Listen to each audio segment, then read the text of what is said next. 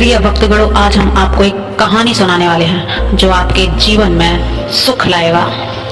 संपत्ति धन की वर्षा होगी आपको इस कहानी को सुनने के बाद। तो चलिए हम कथा को प्रारंभ करते हैं। भगवान शिव माता पार्वती से कहते हैं दुख को सुख में कैसे बदल सकते हैं। जब माता पार्वती कहती हैं हे देवों के देव महादेव, आप ही बताइए कि दुख को सुख में कैसे बदले। फिर भगवान शिव कहते हैं हे देवी, आज मैं आपको एक कहानी के माध्यम से बता रहा हूँ, कृपया ऐसे ध्यान से सुनिए, पूरा सुनिए। इस कथा को आधा अधूरा छोड़ने की गलती मत करिएगा, क्योंकि इस पवित्र कथा का पूरा सुनने में मन चाहा फल की प्राप्ति आपको अवश्य होती है। इसलिए इस कथा को पूरा सुने। आप शिव भक्त हैं तो भोलेनाथ का अनादर बिल्कुल न करें। एक बार एक व्यक्ति ने सन्यासी के आश्रम में शरण ली। 2 दिन आश्रम में रहने के बाद उसे सन्यासी से मिलने का मौका मिला।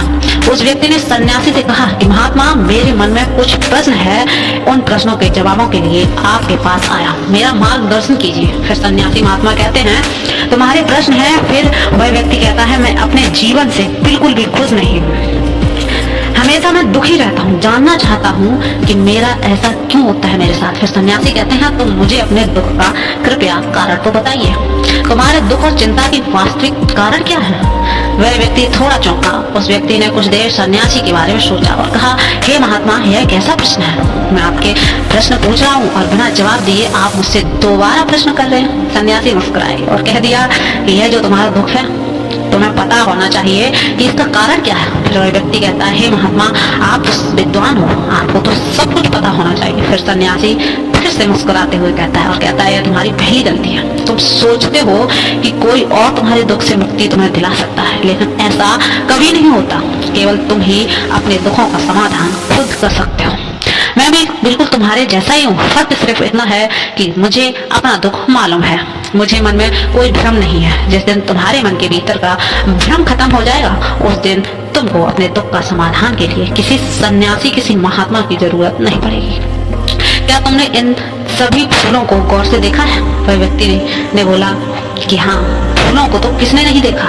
सन्यासी कहते हैं यह फूल सुबह में खिलते हैं और शाम को मुरझा जाते हैं। अगर फूल मुरझाने के बारे में सोचें तो क्या वह फूल कभी अच्छे से खिल पाएंगे। वैसे ही अगर तुम हमेशा दुख के बारे में सोचोगे तो कभी खुश हो ही नहीं सकते। इसलिए हमें अपने दुख के बारे में इतना सोचने की क्या आवश्यकता है। बाकी चीजें, अभी बहुत सी चीजें बाकी है जो तुम्हें खुशी से जीने में मदद कर सकती है। फिर सन्यासी कहते हैं मैं तुमको रास्ता दिखा सकता हूँ, लेकिन इस रास्ते पर तुमको चलना तो स्वयं होगा, फिर लेकिन तुम जीवन में सुखी रह पाओगे। यह सुनकर वह व्यक्ति कुछ देर के लिए शांत हो जाता है। फिर कुछ देर सोचने के बाद कहता है लेकिन महात्मा, मुझे एक बात समझ में नहीं आ रही है, क्या मेरे जीवन के सभी दुखों का एक ही बार में समाधान संभव है। फिर सन्यासी कहता है अगर कोई तुम्हारे पास आए और कह दे कि एक दिन बाद तुम्हारी मौत हो जाएगी, तब तुमको कोई और दुख याद नहीं आएगा, क्योंकि उस समय तुम केवल जीवन के अंतिम समय के बारे में सोचोगे, जो कि है मृत्यु। तुम्हें लगेगा कि दुखों और समस्याओं के बारे में सोचने से क्या फायदा। फिर तुम यह सोचोगे कि उस जीवन में कितना समय सिर्फ दुखों और समस्याओं की चिंता में बर्बाद कर दिया। हम कभी नहीं सोचते क्या यह जीवन क्षण भर में भी स्थायी नहीं है। हमारी इच्छाएं इतनी दुर्बल हो जाती हैं कि हम अपने जीवन को अमर मान लेते हैं। जीवन में सुख और दुख स्थायी नहीं होते हैं। इस दुख और सुख का कारण हमारे कर्म और हमारे विचार होते हैं। फिर वह व्यक्ति सन्यासी की बात सुन रहा था। फिर वह व्यक्ति कहता है तो क्या मैं हमेशा यही सोचूं कि मैं मृत्यु को प्राप्त हो जाऊंगा, क्या इससे मेरी समस्याओं और दुखों का समाधान हो जाएगा। फिर सन्यासी कहता है नहीं, ऐसा कभी मत सोचो। यह सोचो कि इस संसार में मेरा अस्तित्व अनिश्चित है और जब तक मैं यहाँ रहूंगा तब तक मैं सुख से रहूंगा। सोचो कि तुम्हारा पास अभी भी बहुत सी चीजें जो तुमको खुश और प्रसन्न रख सकती हैं और तुम उनके साथ रह सकते हो, और तुम मन को ठीक करो, तब देखो तुम्हारे मन में कोई भ्रम तो नहीं है। जीवन के सारे दुख और दर्द का कारण हमारी इच्छाएं होती हैं। पहले मन को वश न करो, मन को एक बालक की भांति सरल बना लो, जीवन में परम सुख मिलेगा। फिर वह व्यक्ति पूछता है मैं मन को कैसे वश न करूं। फिर महात्मा जी कहते हैं हमें सुख और दुख के बीच का अंतर जानने की बहुत जरूरत है। हमें समझना होगा कि मेरे लिए सुख क्या है और दुख क्या है। जब सुख में हम अति सुखी ना हो और दुख में हम अति दुखी ना हो तो इसे मार्ग कहते हैं। हमें मध्य स्थिति में दृढ़ रहना चाहिए। ऐसे मन को नियंत्रित करना आसान होता है, पर हमें विश्लेषण करना होता है कि मेरे दुख क्या है, दुख का कारण क्या है। जब तुम इसका निष्कर्म करोगे तो तुम पाओगे कि हमारे दुखों का कारण हम स्वयं हैं। मन हमेशा अपने आप को संभाल लेता है, इसलिए यदि मन को वश में कर लोगे तो दुख समाप्त हो जाएगा। फिर महात्मा उस व्यक्ति से कहते हैं, यदि तुम एक काम करो। वह काम उस व्यक्ति ने बड़े उत्साह से कहा। तब महात्मा कहते हैं, तुम्हारे जीवन में दुख हमेशा के लिए चला जाएगा अगर तुम अगले 2 दिन तक किसी से बात मत करो। तुम आश्रम के एकांत स्थान पर अपने दुखों और उनके कारणों का बार बार लिखो। फिर वह व्यक्ति सन्यासी को प्रणाम करता है और आश्रम के एक एकांत कोने में चला जाता है, और 2 दिन बाद वह सन्यासी के पास फिर लौट के आता है और सन्यासी से कहता है कि मुझे अपने दुखों के बारे में बताओ। उस व्यक्ति ने बताना शुरू किया, मेरा परिवार के सभी रिश्तेदार अमीर हैं, लेकिन मैं गरीब हूँ। उन्होंने अपने जीवन में आय बढ़ाने के लिए नए व्यवसाय किए, मेहनत की। मैंने जिंदगी का ज्यादा समय सिर्फ मौज मस्ती में काटा। मैं शुरू से ही थोड़ा आलसी हूँ, बस एक सुरक्षित काम के अलावा कुछ और सोचा ही नहीं। तो मेरी कभी तरक्की नहीं हुई। मैं हमेशा रिश्तेदारों से तुलना करता चलता, वही मेरा दुख का कारण है। और मेरे पड़ोसियों ने काफी पैसे बचाए, लेकिन मैं नहीं बचा सका, इसलिए क्योंकि मैं अपनी कमाई से ज्यादा खर्च करता हूँ। इसी कारण कभी कभी मैं काफी तनाव में रहता हूँ। फिर मैं बुरी संगत में फंस गया। घर में मेरी पत्नी, माता पिता, बच्चों से लड़ाई होती रहती है। मुझे बहुत ज्यादा गुस्सा आता था। मैं अपना गुस्सा अपने परिवार पर उतारता। कभी कभी यह भी लगता कि अगर मेरी पत्नी मर गई तो दूसरी शादी कर लूंगा।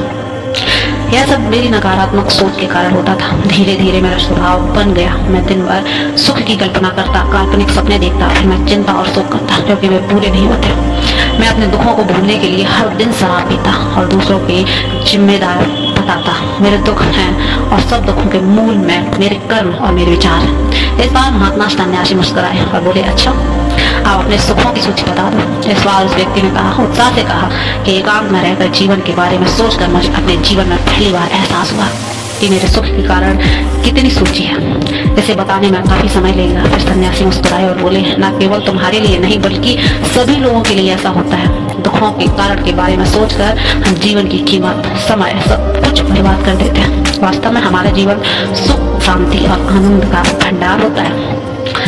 अच्छा, तो तुम अपनी पूरी सूची नहीं बता सकते हो, पर कुछ तो बता सकते हो। उसने कहा कि मैं जीवित हूँ, मैं स्वस्थ और मैं बलवान भी हूँ। मेरे पास मेरे माता पिता हैं, मेरी पत्नी है, मेरे बच्चे हैं। दुनिया के उन भाग्यशाली लोगों की तरह मेरे पास धन संपदा है। मेरे माता पिता का स्नेह है, मेरी सुंदर पत्नी और प्यारे मेरे बच्चों की कोमलता और पिता होने का मेरे सुख। जब मैं घर आता हूँ, मेरे बच्चों का स्नेह से मेरे जीवन में ताकत सी आ जाती है। सभी दुखों को क्षण भर में भूल जाता हूँ। मैं काम कर सकता हूँ, स्वस्थ हूँ। मैं कोई भी काम करके अपनी आमदनी बढ़ा सकता हूँ। मुझ में इतनी क्षमता है कि मैं एक खुशहाल परिवार का निर्माण कर सकता हूँ। और मैं अपनी पूरी आत्मा को छोड़कर आपके बताए रास्ते पर चलकर सुख और शांति से जीवन जीने की कोशिश करूंगा और शुरुआत करता हूँ। मैं जीवन के सत्य को जानूंगा, स्थिर मन में स्वयं को जानूं और मानवता से जीवन व्यतीत करूंगा जब तक मैं अस्थायी रूप से इस पृथ्वी पर हूँ। यह सुनकर सन्यासी कहते हैं, अपने परिवार के पास वापस जाओ। आज तुम्हारा पूर्ण जन्म हुआ।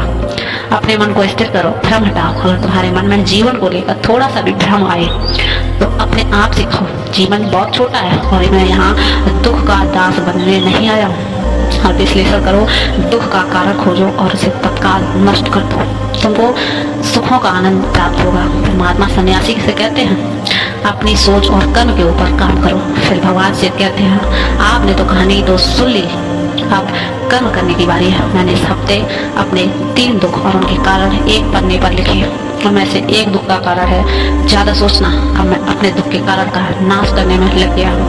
अब आपकी बारी है। आप भी अपने दुख को, अपने कारणों की सूची बनाइए और समाधान लिखकर जेब में रख लीजिए और उन पर अमल करिए। आप भी अपनी जानकर लोगों के साथ यह कहानी बांटने का प्रयास कीजिए ताकि आप अपनी जिंदगी को भी सुखी बनाएं और दूसरों को भी सुखी होने के लिए प्रेरित करते रहें। तो कैसी